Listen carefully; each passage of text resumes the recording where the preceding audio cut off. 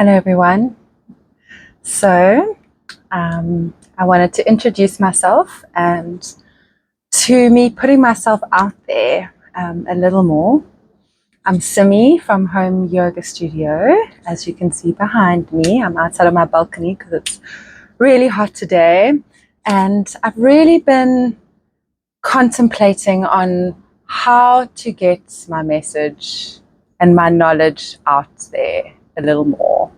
I see so many people today just struggling with addictions, all different types of addictions, struggling with stress, with this hamster wheel of life and trying to keep our head above water. And I know this because I've had these struggles in all of the areas as well.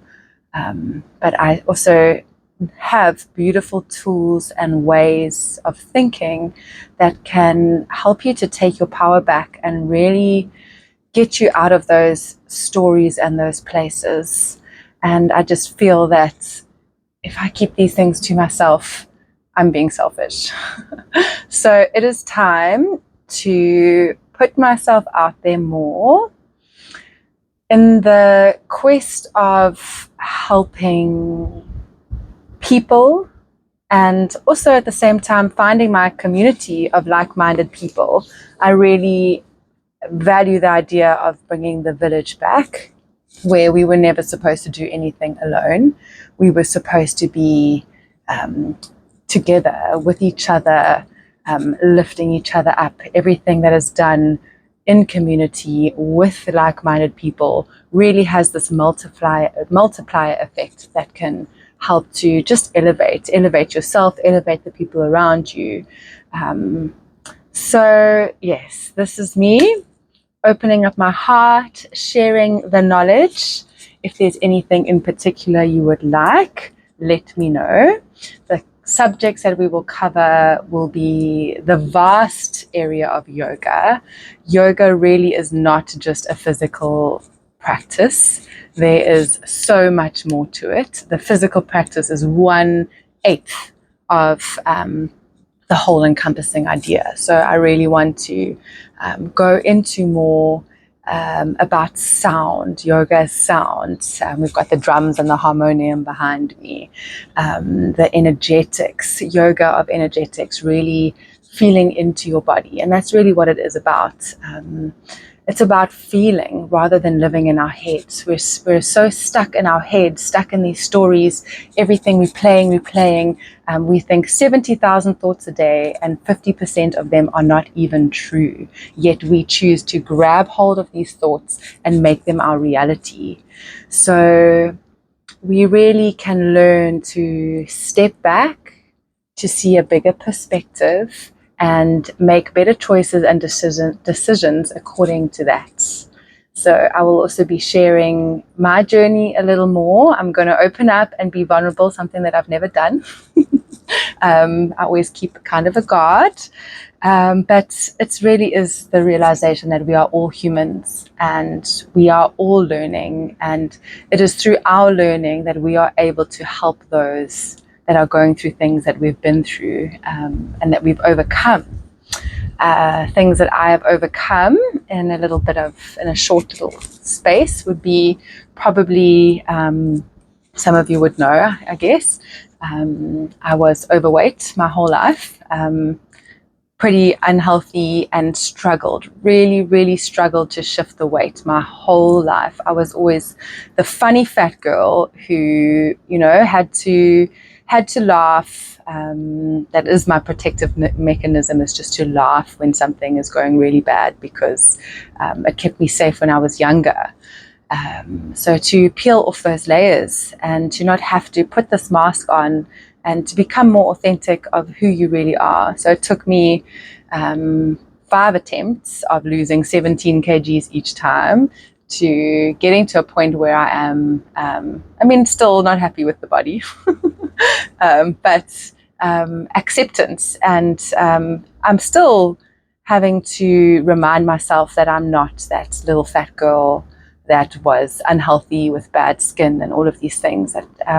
But there are moments that I still find myself dipping back into that space. But it's also not about dipping into those spaces. It's about, like Gabby Bernstein says, how quickly can you come back? What is your comeback rate from those places? Yeah, so that's a little bit. The losing weight side is a big one for me. I also smoked cigarettes from when I was 14, and by the time I was 19, 20, I was smoking a pack a day. I would have 3 cigarettes because I used to do the newborn baby photos, and I would have 3 cigarettes by 9 a.m.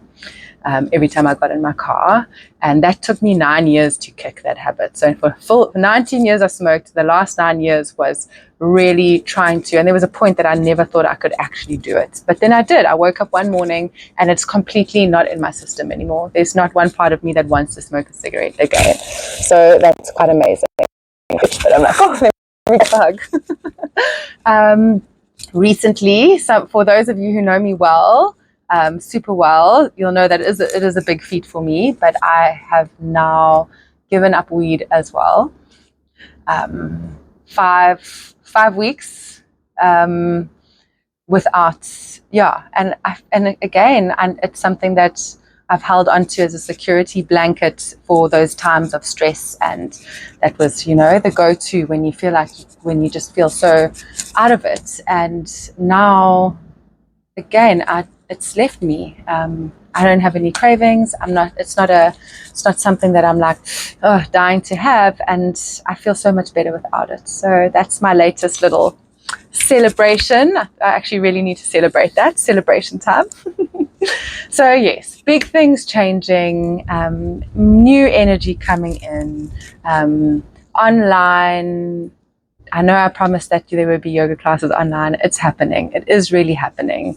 So I'm just grateful to be here, and excited for the future, for the first time in a long time, I think, and excited for what is going to come and who I'm going to meet and the connections. So yeah, grateful, so much gratitude in my heart.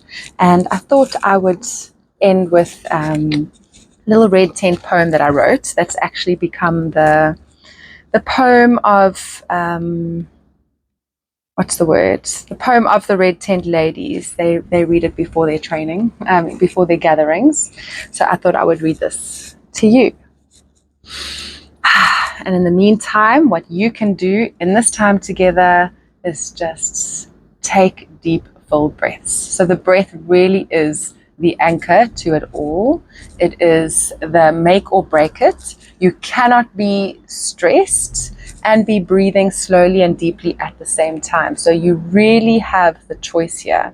You can start to elongate that inhale, elongate that exhale, and you will already be calming your nervous system down. It's that simple.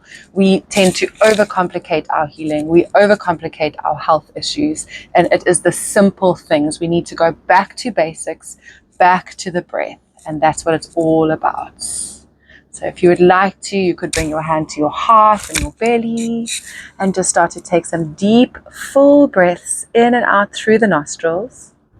Feeling your brain,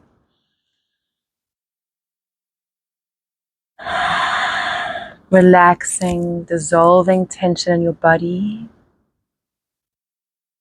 Soften your face, your jaw, your teeth and your gums.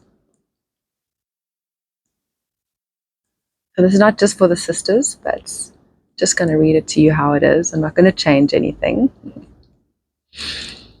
I gather with my sisters in the sacredness of the red tent. I call my energy back wherever it has been spent. I call my energy back from people, from places, from things. In this moment, allow me to surrender so that I may again feel my wings. I allow myself to really look and see me with compassion so deep and true. I am so worthy of joy and love and peace and many, many, many breakthroughs. I can feel myself expand and become greater than before. My body alive and thriving, while my feet are grounded to the floor. In the cave of our wombs, we are embedded with the karma of our mother's mother's mother. We stop running from the fears of tears. These wounds are not ours to carry. No longer will they bind us. As we sit in circle, we don't need to compare, to fight, or compete. We realize that we are all allies. We can uplift each other as we speak. We are not here to save each other. We are here to connect deeply within, to honor what it means to be a woman. As we empower our sacred femininity, the entire human race begins to win. So this we normally read in our circles, our gathering circles under the full moon or the new moon. We have another one coming up on Saturday, this new moon eclipse, so it's all happening. May you stay grounded. May you stay centered in your deepest truth. Thank you very much. Love, love, love and light. Namaste. I see you.